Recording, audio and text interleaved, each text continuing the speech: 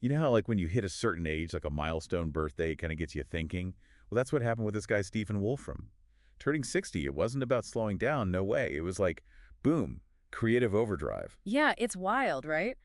9 books he put out, tons of writing, podcasts, you name it. And it wasn't just random energy bursts either. Right, it wasn't like he was.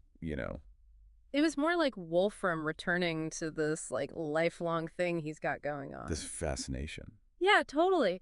He's always kind of bounced back and forth, between making practical tech stuff and then like grappling with these massive science questions. Right, so it's like build the tools to understand the universe and then actually use them to like dig in and figure it out. Exactly. And one of the biggest mysteries that's really stuck with him, I mean, for decades, is this idea, what if the universe isn't about these complex equations we see everywhere? What if, and this is radical, what if it's running on a simple computational rule? Just imagine that. So he was way ahead of the curve on that whole universe's code idea that's kind of popular now. Oh, yeah, way ahead. Actually, his book, A New Kind of Science, back in the early 2000s, it explored exactly that.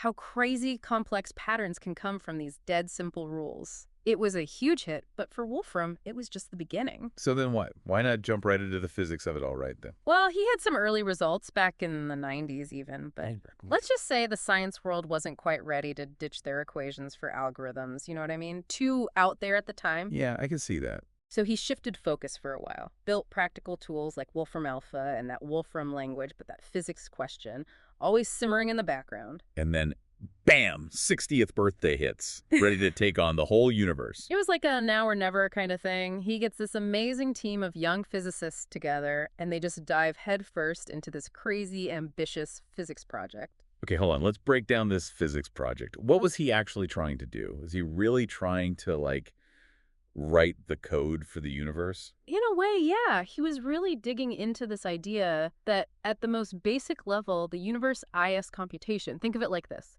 Think of it like this. Instead of the universe having these like equations running everything, what if it's more like simple rules, the kind that make a computer program work? That was Wolfram and his team. That's what they were looking at. So instead of some big unifying equation, he's searching for the universe's, like, source code.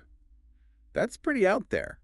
It is, and it led to some seriously interesting stuff. Like, think about space for a second. We experience it as, smooth, continuous. Yeah, yeah. But in Wolfram's model, it could be made up of these tiny, discrete units, like pixels on a screen almost. Okay, I'm starting to see how this whole computational thing changes things. So not smooth lines, but like information arranged in a certain way. Exactly. And it gets even more, well, more out there.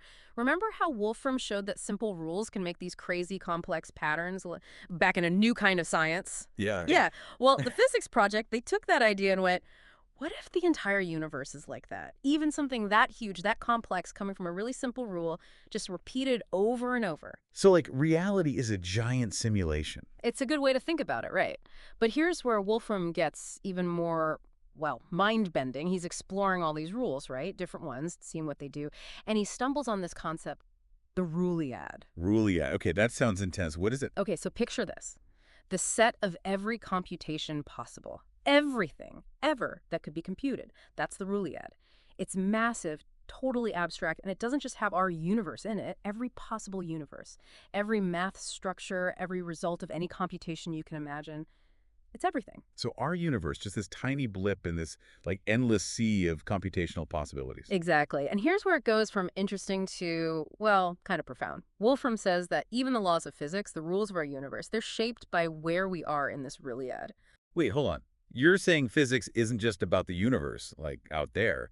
It's about us, our viewpoints stuck inside this Ruliad thing. Yeah, it's a wild idea, right? He argues that because we're basically computational beings, right? The way we observe, understand the universe, it's limited by our own computational limits. There could be like layers of reality running on completely different rules, doing these crazy computations that are just like beyond us. We can't even grasp them. So there are limits to what we can know, not just because of our tech, but because of how our brains work. That's, wow. It's cool, but also kind of unsettling. Totally. Wolfram calls it computational irreducibility. Basically, some things you can only understand them by playing them out step by step. No shortcuts, no equation to just give you the answer. So how do we even begin to make sense of a universe that complex? If we're, like, inherently limited, where does that leave us? Are we just stuck? Million-dollar question, right? Mm. And this is where Wolfram goes from like mind-blowing theory to something, well, maybe a little more helpful. He thinks that, yeah, we might have these built-in limits, but we've also got this advantage, our ability to make and use computational language. You mean like that Wolfram language he made? Bingo. See, Wolfram, he sees this powerful team up, AI and this computational language. AI, it's awesome at patterns, making connections, sounding like us. But hardcore calculations, exact definitions, using knowledge systematically, that's where a formal language, something like Wolfram's, comes in. So it's like AI is the creative one, the artist seeing the big picture, and computational language is the engineer, making the tools to actually build something. Perfect analogy. AI helps us deal with tons of data, find those hidden patterns, computational language. It helps us grab those insights, make them solid, and then build on them in a smart way. So AI and this language working together, where does Wolfram see that going? He thinks it can, like, totally change how we understand knowledge itself, and language is a big part of that. He's really into those large language models. Like ChatGPT, you mean? Yeah, exactly. It's not just that they're good at sounding human, though. What's really cool to Wolfram is how they might be showing us a deeper structure to language. He calls it the semantic grammar. Semantic grammar. Okay, so what's that different from regular grammar? So think of it like this. We've got syntax, right? The rules for how words go together. Subject, verb, all that. Right, right. But then there's this other level, a set of rules for meaning itself. How ideas connect, make sense together. That's the semantic grammar. And AI, Wolfram thinks it might hold the key to figuring that out. So instead of teaching AI to use language like us, we might learn from it about how meaning works on a deeper level. Exactly. By looking at how these AI systems work, how they process stuff, find patterns, even write creatively, we might uncover the fundamental rules of meaning, how it's made, how it's shared. Wow. And what could we do with that if we knew those rules? Think about it. Understanding, even changing meaning with the same precision we have for math could be huge. How we talk, how we build knowledge, even how we think. It could be the bridge between us and that giant computational, what was it? The Ruliac. The Rulia. Right. So AI, not just using language, but unlocking it. That's pretty amazing. And it goes even further.